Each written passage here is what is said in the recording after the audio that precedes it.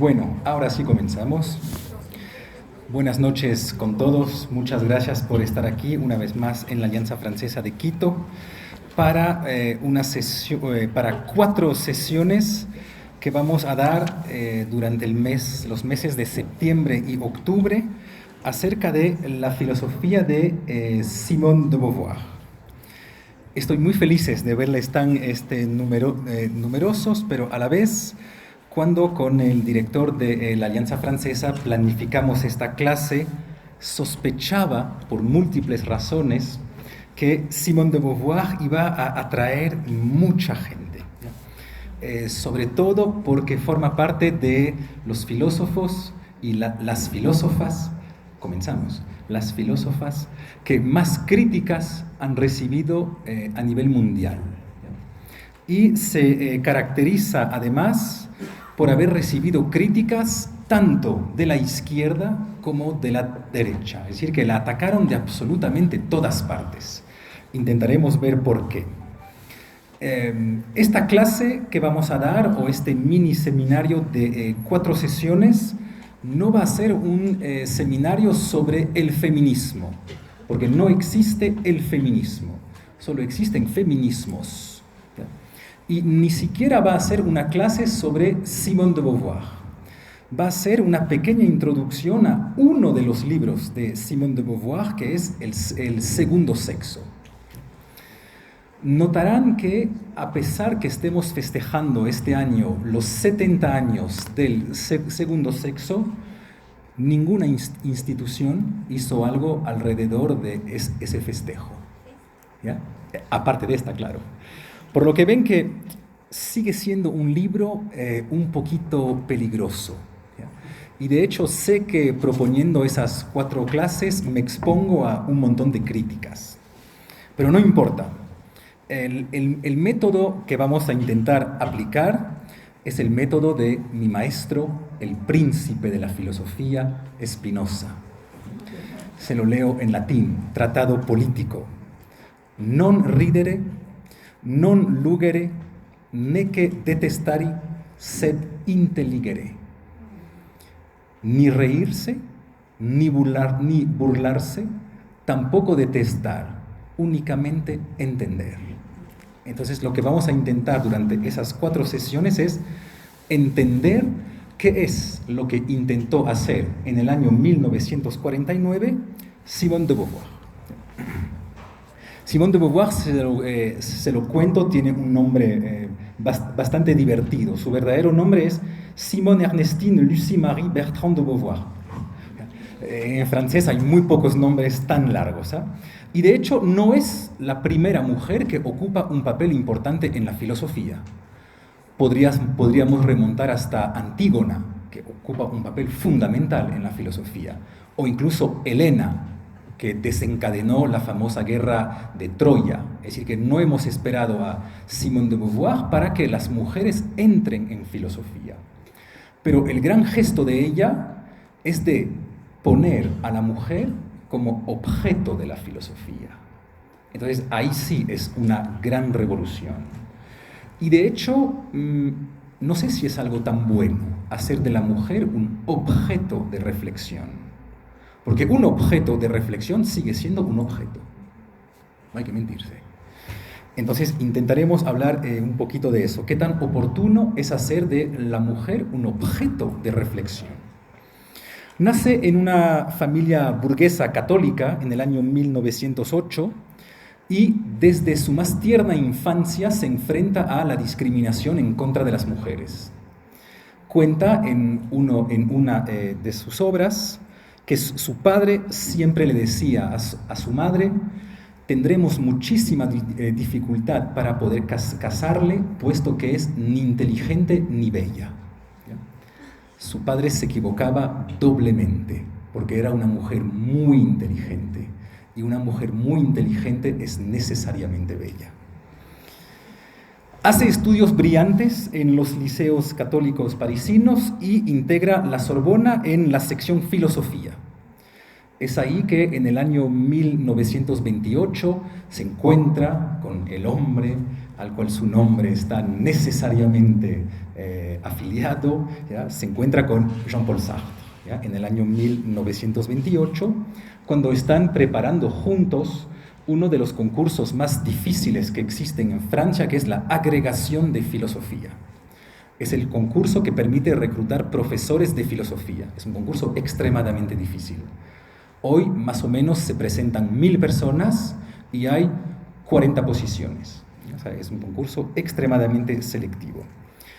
Cuando pasa ese concurso, Simone de Beauvoir sale segunda del concurso. Sartre sale primero, claro. Pero sabemos hoy, porque poco a poco los archivos se abren, entonces tenemos acceso a nuevas informaciones y sabemos que durante mucho tiempo el tribunal había pensado ponerla a ella primera, por encima de Sartre. Pero obviamente por razones de discriminaciones era imposible que una mujer sea primera en la agregación de filosofía, menos aún por encima de Sartre, ¿ya? Pero existe una carta famosísima en la cual el presidente del tribunal dice: todos sabíamos que la verdadera filósofa era ella, por encima de Sartre. En 1928, eso ya se los comenté en la clase de Sartre, por eso avanzo rápido. En 1928, Sartre le propone a Simone de Beauvoir lo que se llama y lo que ha sido teorizado como el pacto de amor. Ese pacto de amor estipula lo siguiente. Habla Sartre: tú, Simone, y yo, Jean-Paul, sabemos que ambos somos genios. Sabemos que tenemos un destino filosófico inmenso. Sabemos que vamos a revolucionar el siglo XX. Pero tú bien sabes, Simón, que los genios necesitan experimentar muchísimas cosas. Es decir, el genio va con la experiencia del mundo. Por lo tanto, vamos a hacer el pacto siguiente. Vamos a distinguir, dice Sartre, los amores necesarios de los amores contingentes. ¿Ya? Contingente en filosofía pues significa lo que puede darse o lo que puede no darse, ¿ya? Es lo contrario de necesario. Entonces Sartre le dice, pues tú y yo seremos el uno para el otro nuestros amores necesarios. Nunca dejaremos de amarnos. No obstante, puesto que necesitamos experimentar muchísimas cosas, tanto tú como yo tendremos el derecho de vivir amores contingentes. Hay una sola regla: nos contamos todo, no nos mentimos nunca. Quiero saber todo lo que haces, con quién te acuestas, cuándo, cómo, dónde, sangró, no sangró, gritó, no gritó, etcétera, etcétera. Y tenemos hoy esas cartas en las cuales pues, se cuentan sus diferentes experiencias sexuales. Este pacto de amor, como todo pacto, tenía ciertos límites. Y uno de esos límites fundamentales surgió en el año 1947. En 1947, Simone de Beauvoir está dando una gira en Estados Unidos para hablar del existencialismo. Y se encuentra con el poeta estadounidense Nelson Algren, ¿ya? Y se enamora locamente de él, ¿ya? Y él se enamora locamente de ella, a tal punto que le dice: mira, Simón, no regreses a París. Este filósofo francés es un francés, te maltrata, es un francés, es arrogante, es un francés, piensa que es un gran filósofo. No regreses a París. Quédate conmigo aquí en Estados Unidos, fundemos una familia y verás cómo estarás mucho más feliz conmigo. Y hay decenas y decenas de cartas de amor entre ambos, ¿ya? Sartre en París se entera de eso, inmediatamente entra en comunicación con ella y le dice: Simón, sé razonable. Estás a punto de escribir el libro que va a revolucionar la condición de la mujer. Y tú te vas a ir ahora a Estados Unidos a construir la pequeña familia burguesa con los niños, la casa en los suburbios, el perrito que paseas el domingo. tú te das cuenta que eres una mujer que tiene un destino revolucionario. No pierdas tu tiempo, no hagas esto. Unos meses después, Simone de Beauvoir estaba en París, ¿ya?, redactando El segundo sexo. No obstante, este amor con Nelson Algren nunca desapareció completamente. A tal punto que hoy en día sabemos que Simone de Beauvoir está enterrado en el cementerio Montparnasse en París, al lado de Sartre, pero que tiene a la mano el anillo que le había regalado Nelson Algren. Es decir, que ese amor en realidad nunca paró. Pero tampoco nunca paró su amor para Sartre. Es decir, que la relación realmente fue una relación necesaria, tal como lo pensaron desde 1928. Cuando Sartre fallece, Simone de Beauvoir escribe un libro que se llama La ceremonia del adiós, que comienza con esta frase magnífica: es el único libro mío que no habrás leído. Magnífico. Pero esperen la última frase del libro. En la última frase del libro es realmente el adiós definitivo y el adiós existencialista. Simone de Beauvoir escribe: su muerte nos separa, mi muerte no nos unirá. Así es. Ya fue hermoso que nuestras vidas hayan podido estar de acuerdo durante tanto tiempo. Si una mujer le escribe a cualquier hombre una frase de este tipo, puede morir en paz muy tranquilamente. ¿Sí? Ese es el existencialismo que tanto inundará la filosofía de Simone de Beauvoir. Dejar de mentirse. Esa es la primera regla existencialista. No vamos a mentirnos. No vamos a mentirnos con esa idea según la cual más tarde, en el más allá del más allá, nos vamos a volver a encontrar con el rostro del amor. No. El amor es ahora o nunca. ¿Ya? Veremos que esto inunda la filosofía de Simone de Beauvoir. Quisiera hoy hacer una pequeña introducción en dos partes. Primero, contarles más o menos cuál es el contexto en 1949 en el cual se publica El segundo sexo, y después decirles cuáles son los grandes problemas filosóficos fundamentales que plantea este libro. ¿Ya? Porque mi idea en esta clase, en este mini seminario, es intentar mostrarles que, a diferencia de lo que se suele pensar, Simone de Beauvoir no es la novia de un gran filósofo. No, es una gran filósofa, es un poco diferente. En 1949 estamos en Francia saliendo de la Segunda Guerra Mundial, que fue un trauma absolutamente terrible, tanto para Alemania como para Francia, con esta pregunta fundamental: ¿qué nos ha pasado?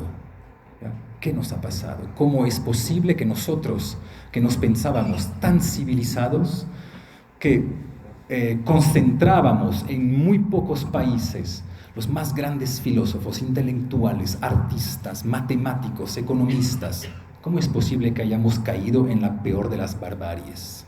¿Será que la cultura no nos protege del mal? ¿O será que la cultura no basta para protegernos del mal? Y después de este momento tremendo, pues surge una especie de viento de libertad que sopla sobre Europa. Debemos recomenzar todo, hay que reconstruir todo, y en todo fenómeno de reconstrucción, pues es la oportunidad para que de repente salgan nuevas ideas, para que intentemos sacar lecciones del pasado para poder salir adelante. Pero es también un momento muy importante para la historia de las mujeres, por una razón muy simple, y sucede más o menos en cada guerra. Normalmente son los hombres que van a la guerra, en primera línea, de manera mayoritaria. Por lo tanto, en el país se quedan las mujeres, y las mujeres de repente deben asumir absolutamente todo.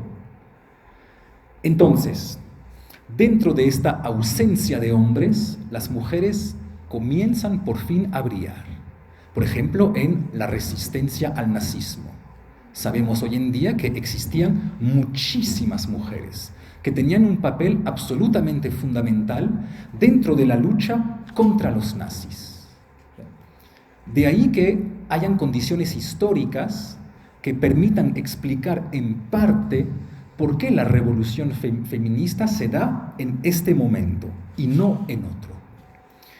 Y esta revolución feminista, creo que es muy importante notar que no es una revolución como las otras. Existen muchos tipos de revoluciones, pero la revolución feminista tiene como mínimo dos características fundamentales, o dos características que las diferencian de las otras.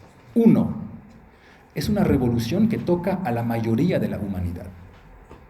Normalmente, tal como saben nuestros amigos deleuzianos, las revoluciones provienen de porvenires minoritarios, es decir, son grupos minoritarios que llevan solitos sobre sus hombros a las revoluciones. Sí, pero las mujeres no es una minoría. Si la revolución feminista existe, es la primera revolución que ocupa la mayoría de la humanidad. A diferencia de la Revolución Francesa, de la Revolución Rusa, de la Revolución Inglesa, de la Revolución Ciudadana, no, ahí toca la inmensa mayoría de la humanidad. Y hay una segunda característica que de hecho estamos midiendo hoy en día, que es una revolución que toca todos los campos de la sociedad. No es una revolución política, no es una revolución cultural, no es una revolución social, no es una revolución financiera, es una revolución de todo, que afecta absolutamente todos los campos de la sociedad. Y eso también es algo absolutamente único. De hecho, eso ya es algo personal, el acontecimiento más importante que quedará del siglo XX es este.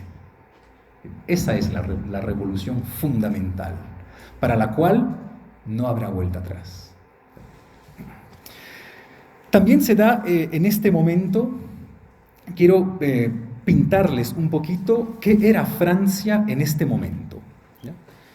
En este momento histórico, Francia, si bien Francia es un país revolucionario, como saben, por 1789, el código jurídico francés es mucho más napoleónico que revolucionario. Es decir, es mucho más conservador que revolucionario. ¿Sí? Por ejemplo, una mujer no podía ser abogada hasta los años 1900. La mixidad en las escuelas es del año 1960. No sé si miden lo que significa 1960. 1960 significa que mi madre, y no soy tan viejo como piensan, mi madre conoció la no mixidad en el país de la revolución de 1789, la igualdad entre los seres humanos. Sí, pero hasta 1960 no había mixidad radical. En cuanto a los derechos civiles, solo es en 1907 que las mujeres pudieron comenzar a disponer de sus propios salarios. ¿Ya? Antes, las empresas mandaban el salario al esposo y es el esposo que transfería el salario a la mujer. 1907. En 1920, en Francia, las mujeres tienen derecho de formar parte de un sindicato sin la autorización de su esposo. Significa que antes se necesitaba la autorización del esposo. A partir de 1960, la autoridad parental, la autoridad parental es compartida entre el hombre y la mujer. Antes, esta autoridad pertenecía exclusivamente al hombre. 1970 yo casi había nacido. En fin, es únicamente en 1965 que las mujeres tuvieron el derecho de abrir una cuenta bancaria sin autorización del esposo. 1965, una vez más, significa que mi madre lo ha conocido. Que mi madre conoció el momento dentro del cual una mujer no podía abrir una cuenta bancaria sin autorización de su esposo. Algo muy importante del cual hablaremos muchísimo, 1975, legalización del aborto. Legalización del aborto, obviamente con ciertas reglas. En Francia hemos decidido que el aborto es legal antes de 12 semanas. De la misma manera, o en casi el mismo instante, en 1967 se legaliza la contracepción. 67, ¿eh? Significa que mi mamá conoció el momento dentro del cual la contracepción no era legal, ¿eh? Derechos políticos. Las mujeres adquieren el derecho de voto y por lo tanto el derecho de ser elegible en Francia en 1944. Las rusas lo habían obtenido en 1917. Es decir, que Francia ya estaba bastante tarde. De la misma manera, es a partir de los años 50 que la mujer deja de ser considerada como una menor, que por lo tanto necesita un tutor, ¿ya? El esposo era tutor de la mujer, tal como si la mujer fuese un menor. Entonces, si ven que el panorama dentro del cual se escribe el segundo sexo es un panorama muy negro para las mujeres. Es decir, que Francia tenía muchos años de retraso para poder pensar cuál es el lugar de las mujeres en la sociedad. Entonces, es a raíz de todas esas dificultades que Simone de Beauvoir, en una de las primeras preguntas, de las primeras páginas del segundo sexo, lanza la pregunta que marca la filosofía para siempre, pero que a la vez quiero hacerles sentir que es una pregunta extraña, es una pregunta que muchas feministas rechazarían hoy, ¿ya? Que es la pregunta: ¿qué es una mujer? Ahí vemos que hay una ruptura muy fuerte en la filosofía, porque en realidad Simone de Beauvoir no hubiera tenido que poder hacer esa pregunta. Si ven que la pregunta del qué es, o la forma de la pregunta ¿qué es la pregunta o es la forma de la pregunta más antigua de la filosofía. De hecho, es la pregunta fundamental del surgimiento de la filosofía en Grecia. El filósofo desde Grecia es la persona que siempre contesta preguntando ¿qué es? Por ejemplo, alguien me va a preguntar: Stefan, ¿tú crees en Dios? Y yo, como buen filósofo, voy a decirle: dime para ti qué es Dios y yo te voy a decir si creo en eso. Y el filósofo griego, siempre piensa que toda solución filosófica pasa por una especie de respuesta a la pregunta ¿qué es? Por eso, los que manejan los diálogos de este Platón verán que todos tienen un subtítulo, que tienen la forma del qué es. Por ejemplo, el banquete, ¿qué es el amor? El crátilo, ¿qué es el lenguaje? La república, ¿qué es la justicia? Etcétera, etcétera, etcétera. Tal como si el filósofo estuviese absolutamente obsesionado por buscar el ser de las cosas. De hecho, suele ser la definición más común de la filosofía. El filósofo es quien busca el ser de las cosas, el ser detrás de las apariencias. Pero esta pregunta plantea una dificultad muy fuerte. No es obvio que todo deba contestarse a raíz de un ser. No es obvio que exista un ser mujer, ni un ser hombre, de hecho. Si ven que asumir que la pregunta ¿qué es la buena pregunta? Es ya asumir que en el mundo existen esencias y que vamos a buscar esas esencias. ¿Cuál es la esencia de la mujer? ¿Cuál es la esencia del hombre? ¿Cuál es la esencia del niño? Pero si ven que al hacer eso, ya estamos encerrando a la cosa o a la persona a la cual estamos pensando dentro de cierta esencia de la cual no puede salir. Pero seamos honestos, ¿quién sabe cuál es la esencia de las cosas? Pues absolutamente nadie. Es hoy en día el problema del aborto. Voy a decirlo para calentar un poco la sala. El problema del aborto plantea una dificultad filosófica. ¿Ustedes son realistas o ustedes son nominalistas? Ese es el problema fundamental. El problema filosófico del aborto no tiene absolutamente nada que ver con el problema de la vida. Por eso no hay mucho sentido a hacer grupos pro vida o grupos contra vida, porque no es el problema del aborto para nada. De hecho, yo mato vidas. Cada día yo mato vidas. Por el simple hecho de respirar, mato vidas. Pero eso no hace de mí un criminal. Porque un criminal no es alguien que mata vidas. Un criminal es alguien que atenta contra la vida de una persona. Ahí comienza el problema filosófico que veremos más tarde. El problema filosófico del aborto es el problema de la persona. ¿Cuál es la esencia de la persona? ¿Quién puede distinguir a partir de cuándo hay persona y hasta cuándo hay persona? Todo el mundo está de acuerdo para decir que cuando una entidad biológica es una persona, tiene derechos. Todo el mundo. El problema es a partir de cuándo una entidad biológica es una persona. En Francia hemos decidido 12 semanas. En Holanda se ha decidido 16 semanas.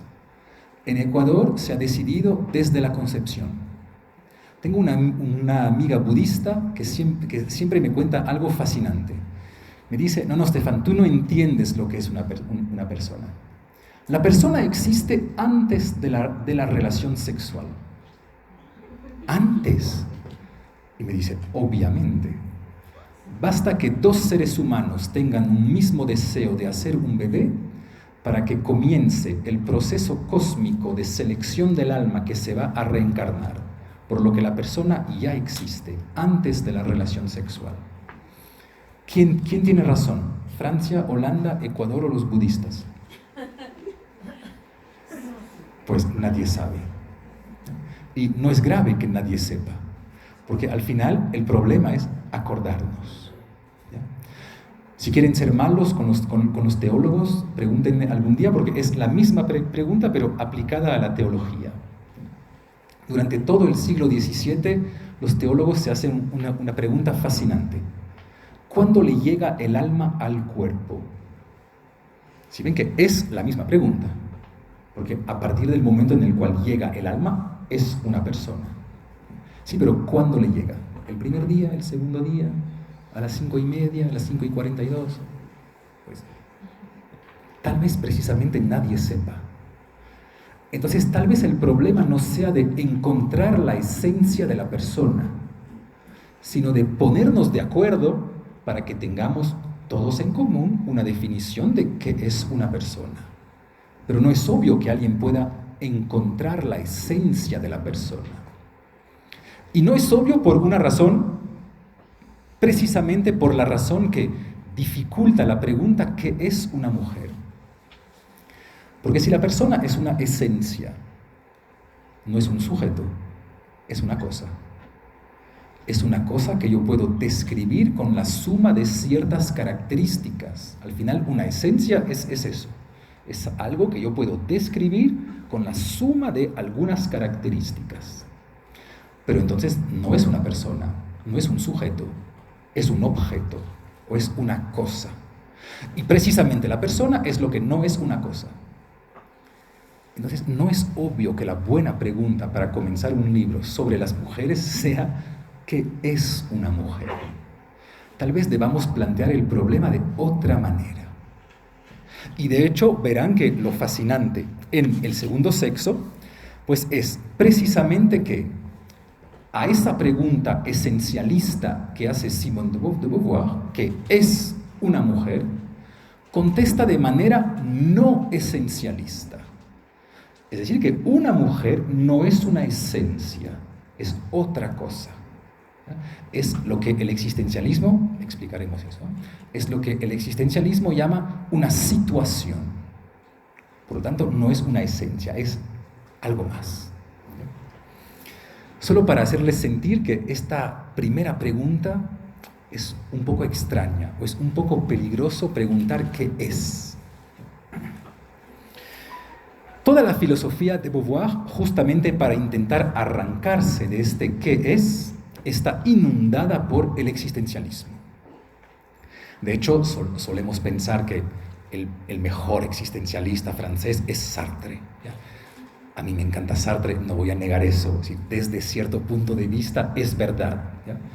Pero no hay que olvidar que ella también es una inmensa filósofa existencialista. Y por ejemplo, sabemos que el gran libro de moral existencialista que Sartre siempre prometió escribir y que nunca redactó, ella lo redactó. Así que ella cumplió la promesa existencialista cuando Sartre tal vez no, o como mínimo tal vez no completamente. Regreso rápidamente sobre el existencialismo para hacerles sentir cómo el existencialismo nos permite arrancarnos a la pregunta ¿qué es? Saben que el eslogan del existencialismo es la existencia precede la esencia. Frase famosísima que encontramos en una conferencia de 1948, el existencialismo es un humanismo. ¿Qué significa esta frase? La existencia precede la esencia. Sartre explica, y lo retomará Simone de Beauvoir para la mujer. Hay dos maneras de existir, o hay dos campos ontológicos. El de las cosas, lo que Sartre llama el ser en sí, y el de las conciencias humanas, que Sartre llama el para sí. Para las cosas, por ejemplo, ese esfero, su esencia precede su existencia. Es decir, que ingenieros pensaron todas las características de ese esfero, su color, su forma, su finalidad, su precio, su logística, todo lo que determina su esencia, antes de ponerlo en la cadena de producción para hacerlo existir. Pues para el ser humano, dice Sartre, sucede exactamente lo contrario. Nadie piensa mis características para mí. Primero estoy arrojado al mundo, es decir, primero existo y a lo largo de mi vida, con mis acciones, con mis decisiones, voy poco a poco a construir mi esencia. Así que veremos que es este núcleo existencialista que va a permitir decir la mujer no es un ser, ¿ya? Porque el ser es el reino de las cosas y la mujer no es una cosa, es un sujeto. Varias dificultades a las cuales se va a enfrentar Simone de Beauvoir a lo largo del texto tienen que ver, o sea, serán dificultades que volveremos a ver, ¿eh? Pero quiero lanzarles algunas para que ya las tengamos presentes. Simone de Beauvoir se sorprende que en realidad no existe simetría entre problemáticas masculinas y problemáticas femeninas. De hecho, a nadie se le había ocurrido escribir un libro cuya pregunta sea ¿qué es un hombre? No, eso es algo obvio. No necesitaba libro. De hecho, no hay libro, o sea, ahora sí, pero en 1949 no había libro que se planteaba, aunque sea la pregunta, ¿qué es ser hombre? Tal como si el hombre hubiera sido el patrón de la existencia humana, es decir, lo normal, ¿ya? Y solo necesitaba un libro y un análisis científico, pues esta cosa rara, esta cosa que sale de lo normal, esta casi patología que llamamos la feminidad. Tal como lo dice el gran filósofo rumano Émile Cioran, Simone de Beauvoir nota que nacemos mucho más en un lenguaje que en un país. Y durante toda una parte del libro juega a analizar, sé que hoy es un debate muy difícil, a analizar cuál es el papel del lenguaje en la construcción de esa disimetría entre hombres y mujeres. Y obviamente pues analiza un montón de cosas. Nota, por ejemplo, que gramaticalmente, no sé si en español sigue siendo el caso, pero gramaticalmente lo masculino es más fuerte que lo femenino. ¿Ya? Por ejemplo, si somos un grupo de 150 mujeres con un hombre, yo debo acordar el verbo al masculino, a pesar de que sean 150 mujeres y un hombre, porque manda el masculino. También señala algo que no sé si a alguien en la sala le ha sorprendido. Si ven que al comenzar yo dije que esto iba a ser un mini seminario. Eso de cierta manera ya es un acto machista mío. Porque si ven que, ¿qué es lo que se esconde detrás de la palabra seminario? Pues obviamente es la palabra semen. Y cuando yo organizo un seminario, pues de manera inconsciente les estoy diciendo que quienes piensan, o el lugar donde vamos a pensar, donde vamos a construir conocimiento, tiene algo que ver con el semen. Por eso existe hoy en Estados Unidos algunas feministas que organizan ovariums. ¿Ya? Sería bueno, hagamos un ovariums de feminismo, ¿ya? No un seminario. ¿Ya? No hay ninguna razón que esto se llame seminario. O tal vez sí haya una razón muy precisa. ¿Ya? Obviamente, Simone de Beauvoir no puede dejar de notar que esa disimetría entre hombre y mujer tiene una raíz muy profunda en el caso de la religión. ¿Ya? Y de hecho, ¿se acuerdan que en Génesis pues la mujer es el ser secundario? La mujer siempre llega tarde, por eso peca. ¿Sí? ¿Se acuerdan que si debemos trabajar y si deben parir en el dolor, es culpa de la mujer? Eso nos dicen como mínimo ciertos teólogos. Por suerte hoy hay otras teologías mucho más razonables que plantean las cosas diferentemente. Pero si ven que todos hemos nacido, o sea, todos llevamos 2000 años de eso sobre los hombros. Y no puede no habernos marcado. Simone de Beauvoir también nota que, por un lado, es muy normal que cada vez que intentamos definir algo, nos lancemos dentro de dicotomías. Por ejemplo, los franceses se definen frente a los no franceses. ¿Ya? Existen franceses porque hay personas que no son franceses. Existe arte porque hay objetos que no son artísticos. Si todo es arte, nada es arte. ¿Ya? Existen genios porque existo yo. Porque si todos fuéramos genios, ya no hay genios. Por lo tanto, todo se construye dentro de una oposición. Pero Simone de Beauvoir nota que en el caso de la oposición hombre y mujeres, no solo se construye dentro de una oposición, sino dentro de una jerarquía. Y eso es un poquito misterioso. Eso es lo que vamos a tener que explicar.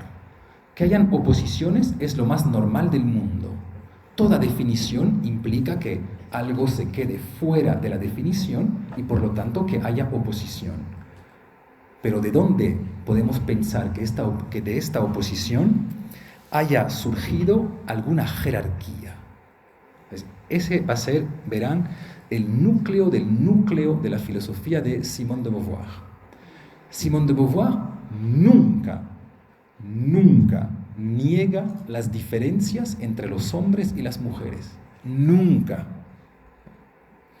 Lo que sí cuestiona es por qué mecanismo extraño esa diferencia se hizo una jerarquía. Ese es el núcleo de la lucha. Y propone varias opciones. La primera opción que se propone analizar es la de un pensador socialista, Auguste Bebel, que dice: las mujeres siempre fueron inferiorizadas porque no existe algo como la conciencia de ser mujer. Y explica: una mujer obrera es obrera antes de ser mujer. Una mujer financiera es financiera antes de ser mujer. una mujer negra es negra antes de ser mujer. Es decir, no existe alguna característica en común que permite que las mujeres luchen juntas. Por así decirlo, no hay conciencia de clase entre las mujeres. Ese sigue siendo un debate vigente hoy en día. ¿Existe algo como las mujeres que permita que luchen políticamente? ¿O una niña guaraní y una hija del señor Noboa no tienen ningún interés político en común? Por lo tanto, la lucha feminista sería una especie de, eso piensan algunos marxistas, una especie de última estafa del capitalismo para tapar la verdadera lucha, que es la lucha de clases.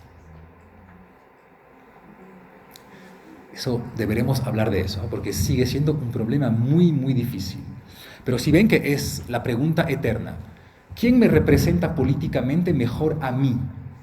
¿Un hombre blanco millonario o una mujer negra profesora de universidad?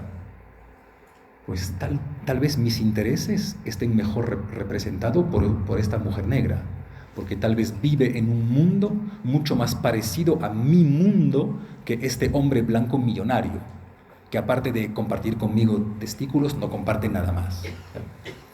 Entonces, de eso deberemos hablar. Hay una segunda dificultad muy importante que plantea Simone de Beauvoir, y es la lucha entre las jerarquías que se llaman en filosofía de hecho y las filosofías de jure. Muchas personas, para poder justificar la jerarquía, van a intentar decir que, puesto que hay cosas que las mujeres hacen naturalmente mejor que los hombres, pues es normal que la sociedad les confíe esas tareas. Por ejemplo, pues todos sabemos que las mujeres planchan mejor que los hombres. Eso no es falso. Estoy seguro que si hacemos un test en las familias ecuatorianas, las mujeres planchan mejor que los hombres. Ahora el problema es de saber por qué planchan mejor que los hombres.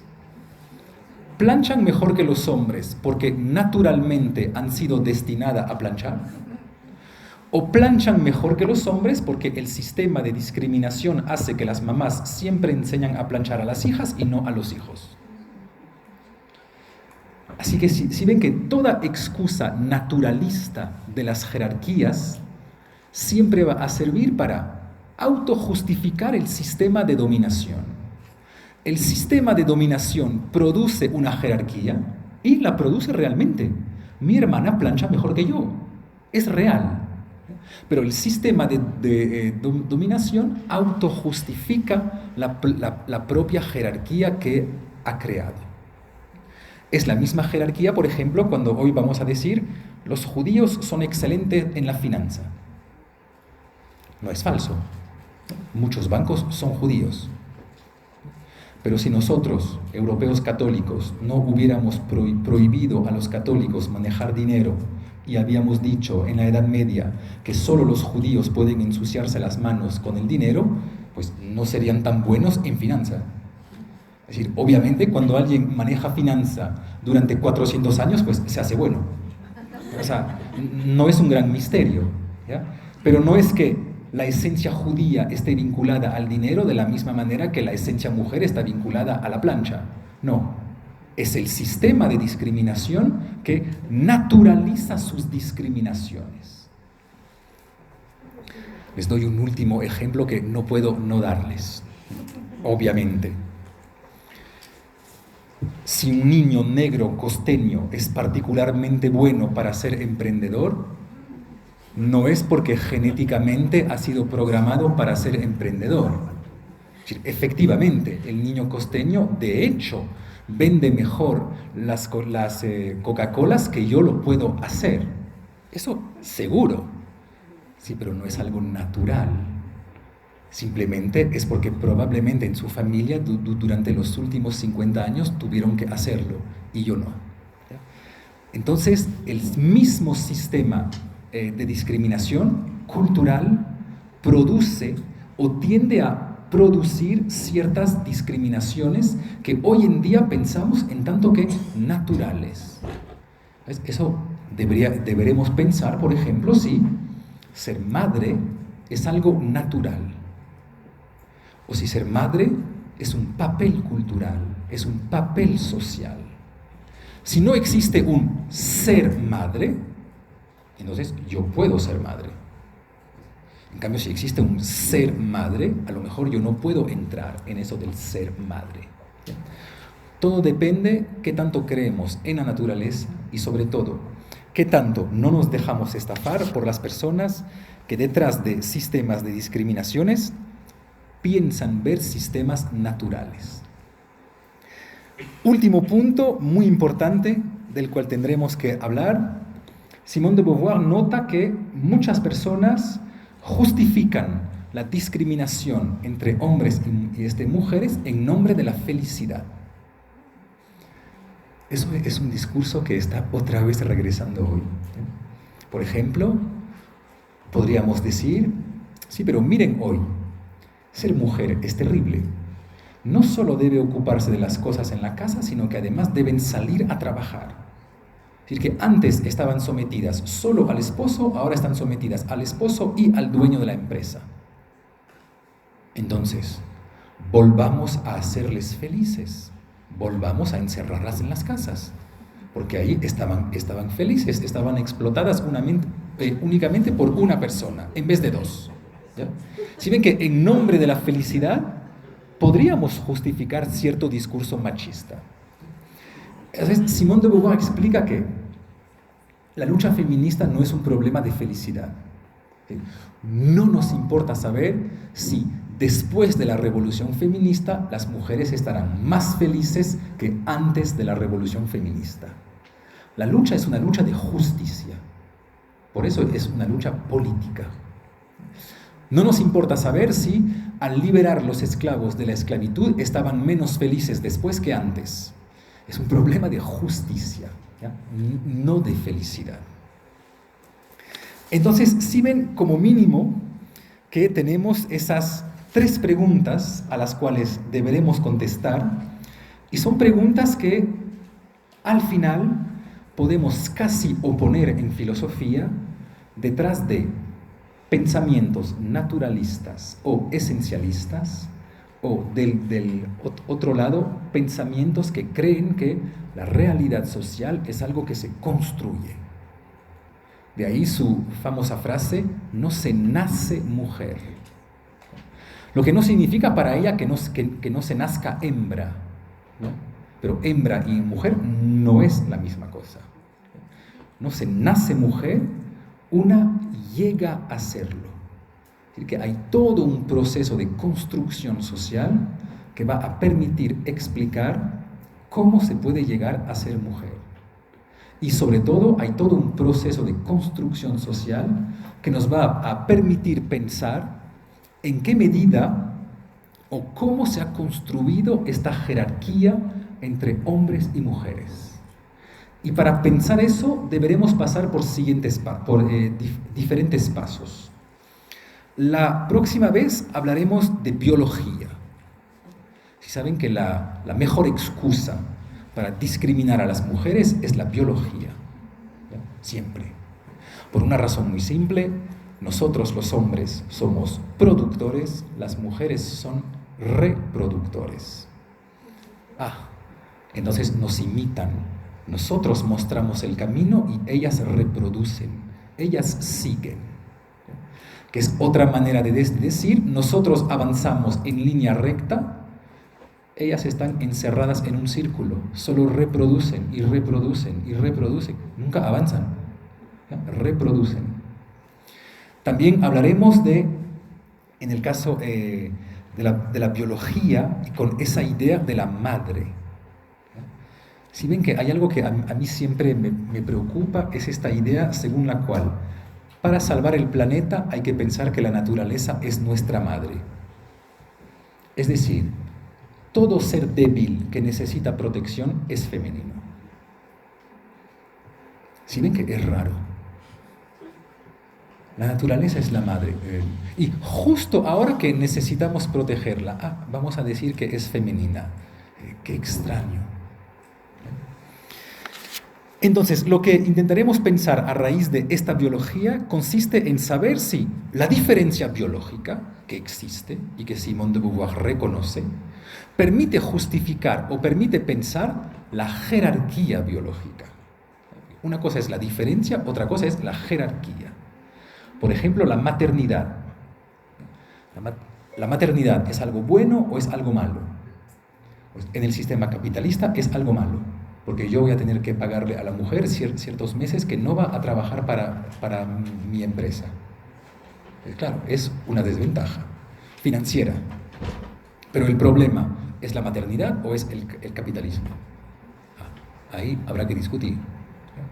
Tal vez podamos organizar la sociedad de otra manera y la maternidad ya no sería un problema ni siquiera para la empresa. Tal vez sea simplemente un problema de organización. También hablaremos obviamente de la menstruación, que da lugar a tantos chistes, ¿ya? Con esta idea que la mujer, una vez más, está mucho más habitada por la naturaleza o por la especie animal que nosotros. Cada 28 días la mujer se recuerda que es un mamífero. Nosotros hombres, nada nos hace acuerdo de que somos animales, o como mínimo al parecer, nuestro vínculo con la naturaleza es mucho más lejano que el vínculo que mantienen las mujeres como mínimo cada 28 días.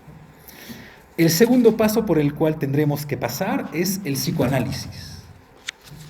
Y intentaremos mostrar que también para el psicoanálisis la mujer es el ser secundario, es decir, es el ser al cual falta algo. ¿Ya? Hablaremos del fenómeno de castración, etcétera, etcétera. ¿Ya?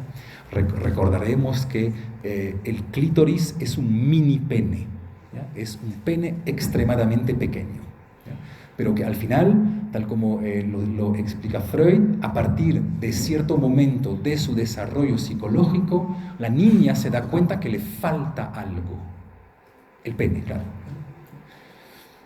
No sé si las mujeres sienten que les falta algo. Claro, les falta algo si decimos que el modelo es el hombre, claro. Si asumimos que el modelo es el falus masculino, así, obviamente, a la mujer le falta algo. Pero ¿quién ha decidido que ese es el modelo? No es obvio que seamos el modelo. Deberemos después pasar un poquito por el camino del materialismo histórico. Y ahí hablaremos de Engels, el compañero de Marx, que intenta fundamentar de manera prehistórica la jerarquía entre el hombre y la mujer. Y ahí hablaremos de cosas que conocen bastante bien. Hubo una división del trabajo desde los tiempos prehistóricos y esta división del trabajo llevó a cierta jerarquía entre el hombre y la mujer. El hombre es quien llevaba los proyectos difíciles, salía a cazar, salía para mantener el hogar, mientras la mujer es quien se quedaba tranquila en casa ocupándose de los niños, ¿ya? Por eso hoy en día una buena mujer es una mujer tranquila, un buen hombre es un hombre extremadamente activo, ¿ya? Lo que esperamos de las mujeres es que estén tranquilas, es que estén quietas. Lo que esperamos de los niños es que corran por todas partes, que tengan sueños increíbles, ¿ya? En cambio, una niña buena es una niña callada, ¿ya? ¿Ves? Deberemos explicar eso. Y por fin, en un último momento, pues, podremos explicar cuál es esta idea o de dónde viene esta idea según la cual la mujer no es un ser, sino una situación. Y por lo tanto, una mezcla de ciertos datos absolutos, por ejemplo biológicos, pero que siempre deben ser interpretados a la luz de ciertas relaciones sociales. Porque no hay dato biológico absoluto, ¿ya? Tal como les decía, la maternidad no es algo bueno ni malo. Depende en qué sociedad la interpretamos. Podemos imaginar sociedades que valoren al extremo la maternidad, ¿ya? Entonces, ese es el pequeño recorrido que vamos a hacer durante las 3 sesiones que nos quedan. Les agradezco por su atención.